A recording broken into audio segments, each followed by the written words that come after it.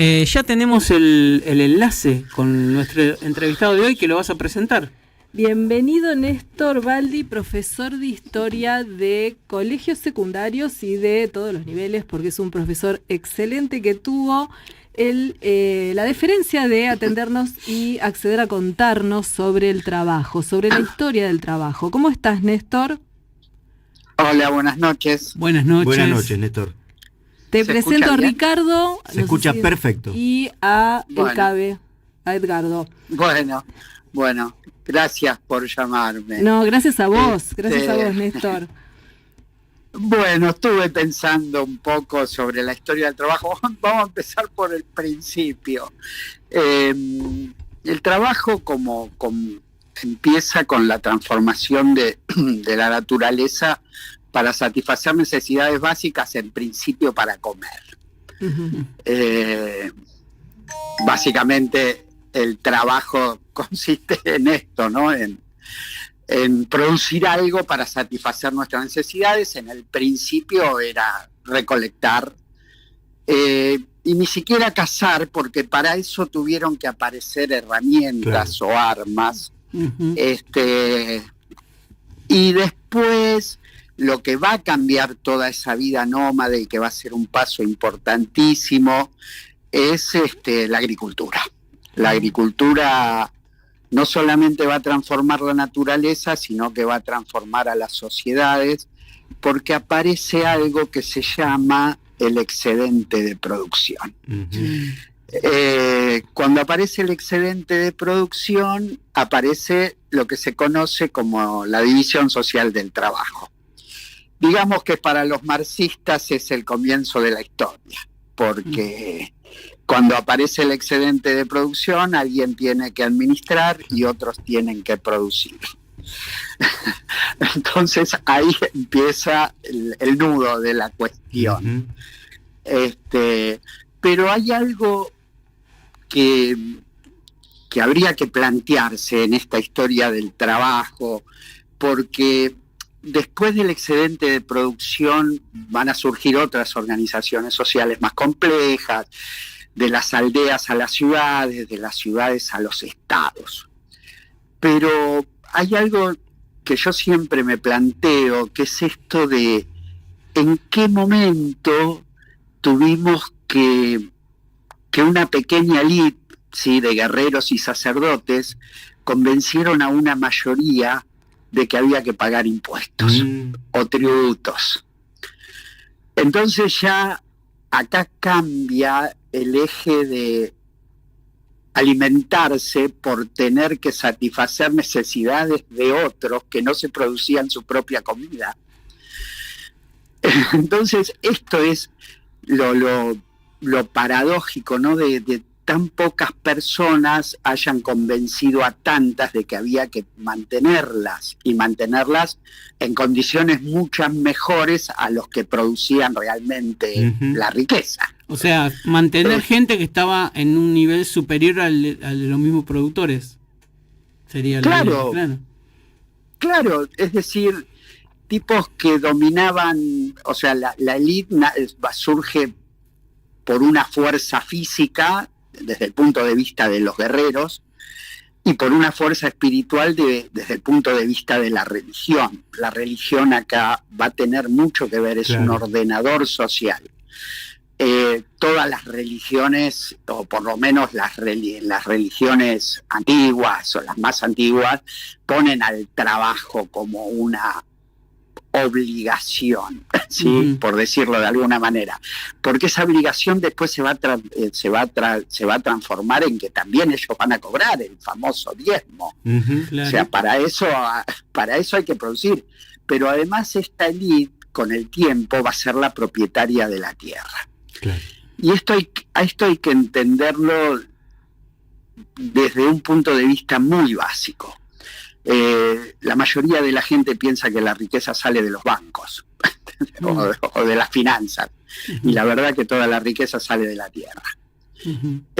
Y el que más tierra tiene, más rico es. Claro, eso es así. Uh-huh.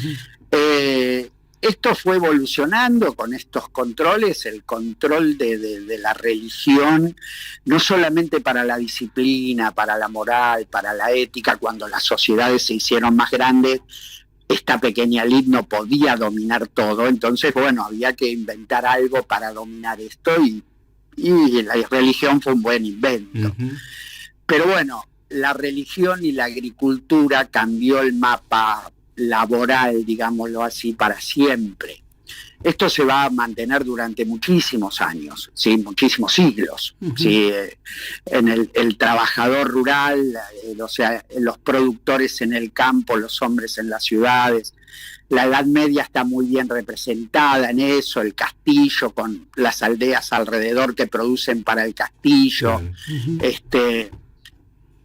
Con los trabajadores sujetos a la tierra que no era de ellos, ¿sí? Pero que bueno, era su sustento, y ese 50-50, bueno, yo les doy la tierrita, ustedes producen ahí, el 50% de lo que producen me lo dan a mí, y el otro 50% es nada más que por la protección, porque a cambio de seguridad, de la edad, claro, exactamente, a cambio de seguridad. En la Edad Media el contrato era ese. Y después, bueno, ya pasamos, era una cosa insostenible, porque no solo pagaban el 50%, pagaban el diezmo, pagaban el uso del molino, el peaje.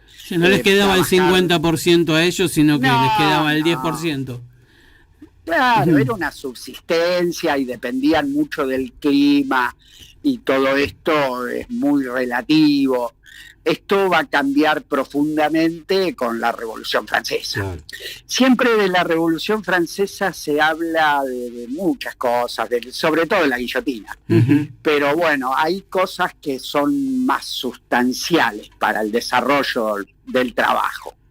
Por ejemplo, en el desarrollo de la Revolución Francesa, en agosto de 1789, después del Gran Miedo, que fue el levantamiento campesino, bueno, la burguesía asustada, porque bueno, ya era una revolución de masa, ya estaban todas las clases levantadas, tuvo que hacer los famosos derechos del hombre y del ciudadano. Pero nunca se dice que además de eso, otro decreto que emitió la Asamblea Nacional fue la abolición de los gremios y las corporaciones. Porque como la sociedad era piramidal, también el trabajo era piramidal. Los gremios eran muy fuertes, por ejemplo, carpinteros, albañiles, y había un dueño de eso en cada ciudad. Sus hijos eran los que lo iban a heredar, ese puesto, y después los aprendices abajo, que nunca iban a llegar a ser el dueño del taller. Claro. Entonces, la Revolución Francesa hizo eso, o sea, abolió los gremios y las corporaciones, y podríamos decir que ahí empezó la libertad laboral, es decir, uno puede laburar de lo que quería, porque si no tampoco la libertad no era, o la igualdad, ¿sí? Libertad, igualdad, y la fraternidad no era tanta, ¿sí? Bueno, esto, como todos sabemos, la Revolución Francesa, aunque la Revolución Francesa simultáneamente con la Revolución Industrial, ¿sí? Porque son simultáneas, lo que Hobsbawm llama la doble revolución, cambiaron la sociedad para siempre. Hay una bisagra muy grande. Hasta el día de hoy, ¿sí? Siempre la imagen de la ciudad dejó de ser la catedral o la iglesia y pasó a ser la fábrica. Claro. Pasó a ser la fábrica. Bueno, y acá hay muchos detallecitos interesantes para ver, para no entrar tanto en lo profundo de la historia. Por ejemplo, en esa época aparecieron los relojes públicos, que todavía existen en nuestras ciudades. Sí. Y esos relojes no eran para que la gente mirara la hora, era para el horario laboral. Claro. O sea, cuando uno va a la estación de trenes y ve el reloj, si no ve el reloj, o no veía el reloj para ver a la hora que venía el tren, veía el reloj a ver a qué hora llego a laburar. Claro. O sea, el trabajo, esta evolución del trabajo. Ustedes imagínense que la agricultura tiene mucho tiempo libre, o sea, yo planto y después espero que crezca para cosechar. Eso fue aprovechado por una clase que dijo, bueno, vamos a usar este tiempo que tienen muertos los trabajadores para ponerle un telar. En principio tejían con su propio telar, después le compraron el telar, después llevaron los telares a un galpón y nace la fábrica. Y después le pongo el horario que yo quiero. Claro. Néstor, ¿y cuándo aparecen los sindicatos? Mira, los sindicatos como palabra sindicato y corporación son anteriores a la revolución. Ajá. Pero pongamos el ejemplo de Argentina. Los primeros sindicatos en la Argentina aparecen en el último cuarto del siglo XIX y por supuesto que los primeros sindicatos... Claro, pero los primeros sindicatos van a ser el ferroviario y el portuario, claro, porque era nuestro modelo agroexportador. Uh-huh. Acá hay muchas cosas interesantes. Aparecen los sindicatos, y una curiosidad que yo siempre le cuento a mis alumnos, había sindicatos, lo que hoy nosotros llamaríamos pequeños, pero que en ese momento eran muy importantes, que, claro, las ideas las traen los europeos, el anarquismo, el socialismo, y al principio, lo que era la Argentina de 1880, los anarquistas tenían mucha presencia sindical. Claro. Y había un sindicato muy fuerte que es el de los panaderos. Claro.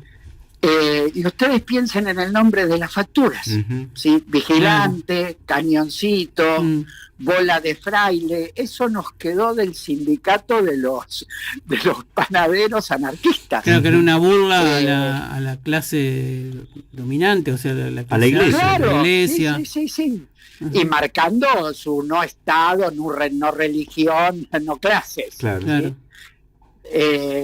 Pero bueno, los sindicatos, para hablar de una clase, como el surgimiento de la clase obrera, una clase tiene como particularidad que tiene las mismas aspiraciones y los mismos padecimientos.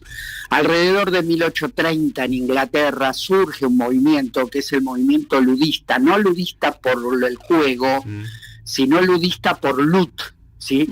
Que son tipos que van a empezar a ir a destruir las máquinas porque las tomaban como un demonio, ¿sí? Porque las máquinas les estaban sacando su trabajo. Miren qué actual, claro, esto, ¿no? Hoy no podríamos poner la IA. La IA ¿sí?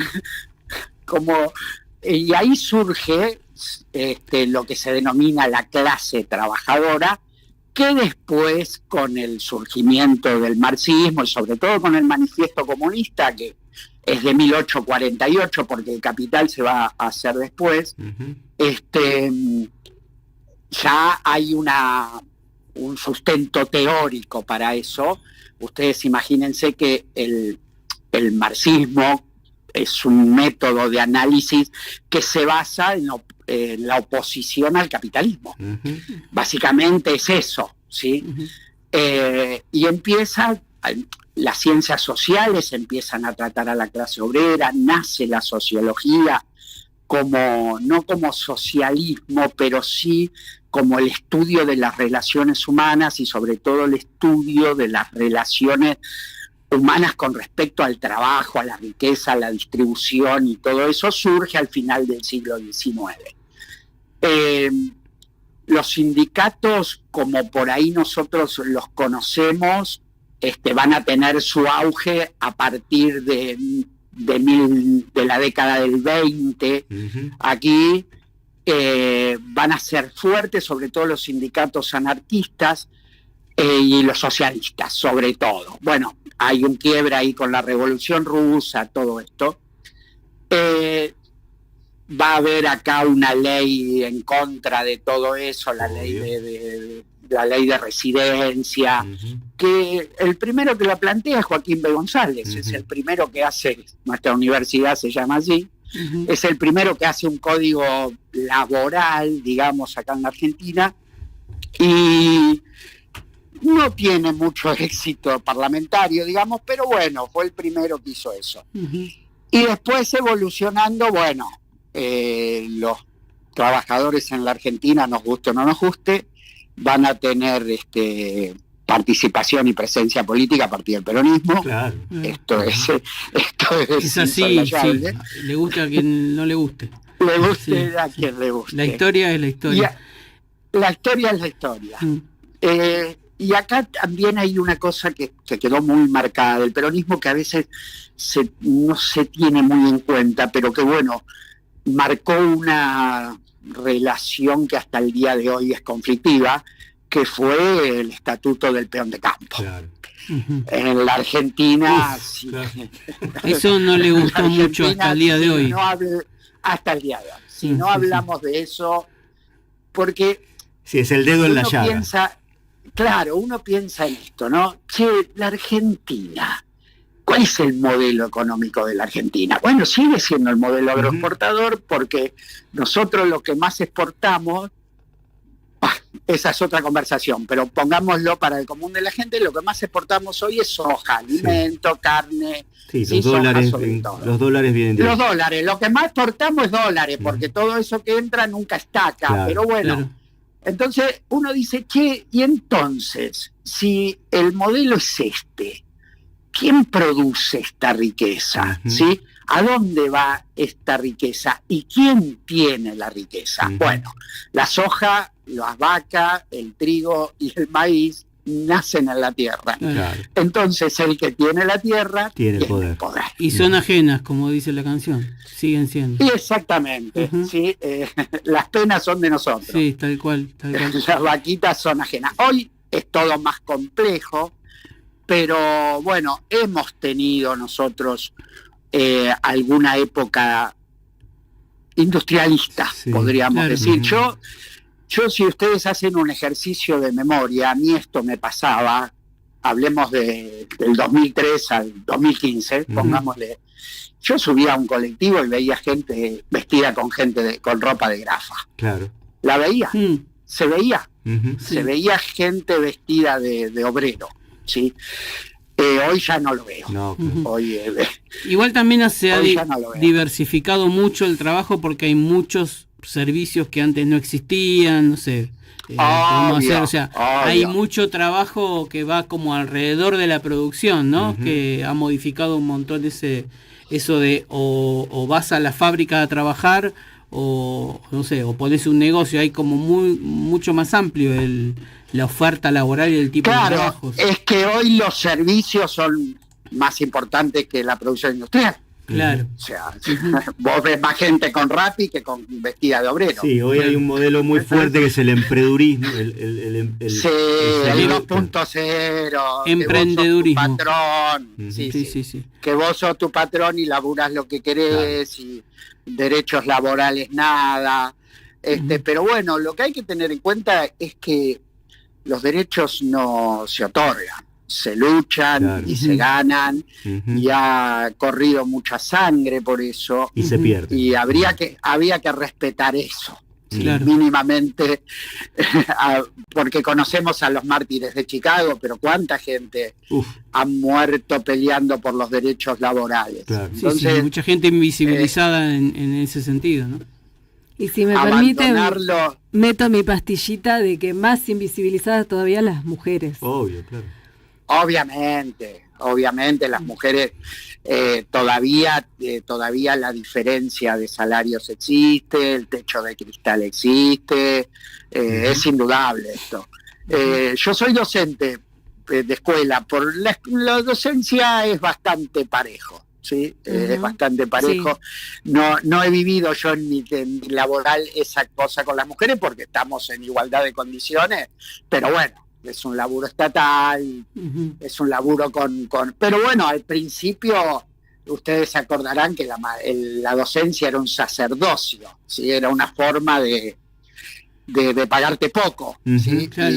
Y las maestras generalmente eran pertenecían mujeres. a la clase media alta, y lo hacían como un poco como una beneficencia. Sí, como ¿sí? te dejamos trabajar de esto.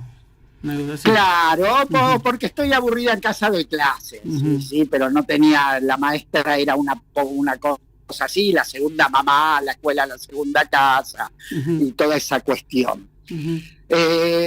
Bueno, si que me quieren hacer alguna pregunta, pues yo me fui para. La verdad es para que cualquier completísimo, no sé qué podría preguntar. No, sí, la verdad es que es muy complejo. No, porque está bueno entender esto para entender también cómo nos situamos nosotros enfrente del trabajo, ¿no? Frente a lo que hacemos, a lo que podemos, en el caso de que podamos elegir, que ahora obviamente que es muy difícil, pero en el camino que uno hace al trabajar también elegir y elegir o vivir para trabajar o trabajar para vivir. Es importante conocer la historia de por dónde viene la mano, ¿no? Con esto del trabajo y la organización del trabajo que logramos y la que algunos otros pretenden y por la que tenemos que seguir luchando.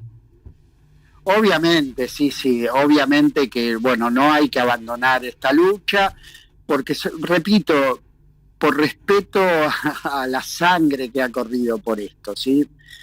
Ha corrido muchísima sangre, o sea, yo tenía un profesor que me decía siempre que los libros más influyentes influyentes de la historia y que han sido responsables de las mayores tragedias humanas han sido la Biblia y el Capital, claro, por diferentes motivos, Sí. Pero bueno, hasta el día de hoy eso sigue teniendo vigencia y bueno, no hay que abandonar esta lucha y la lucha de la representación, cómo nos sentimos, o sea, se ha perdido ese sentimiento de sentirte un trabajador. Es más, estar orgulloso de eso. No, sí, pero hay algo como aspiracional, viste que cuando hacen encuestas en la calle, pero bueno, son encuestas, ¿no? Pero nadie se siente trabajador o nadie se siente pobre siendo trabajador. Todos se sienten clase media, pero bueno, se ha perdido esa solidaridad de clase. Nos han llevado a ese enfrentamiento y hacernos creer que somos más de lo que de lo aspiracional. Claro. Sí. Todos pensamos, por ahí ya en general, esto tiene que ver con la edad, ¿no? Pero todos pensamos en ser ricos, no pensamos en ser felices. Sí, de hacer lo que tenemos. Claro. Es bueno eso, es buena reflexión. Pensamos en ser ricos, no en ser felices. Entonces, bueno, lo que yo le explico a mis alumnos, laburar van a tener que laburar, indefectiblemente. Alguna vez van a tener que laburar. Tienen la posibilidad en este país de ir a una universidad que todavía es gratis. Entonces, para hacerlo práctico, cuando ustedes ven una obra en construcción, ven un montón de cascos amarillos y un casco blanco. ¿Quién es el del casco blanco? Bueno, el profesional. Ese señor que estudió, que tuvo la posibilidad de que todos bancamos su estudio, labura 10 veces menos y gana 10 veces más. Entonces, ustedes, los chicos del secundario, los adolescentes, ustedes lo quieren hacer en esa ecuación de ganar más, pero bueno, vas a tener que laburar 30 años y tener la suerte de poder gozar después de la seguridad social.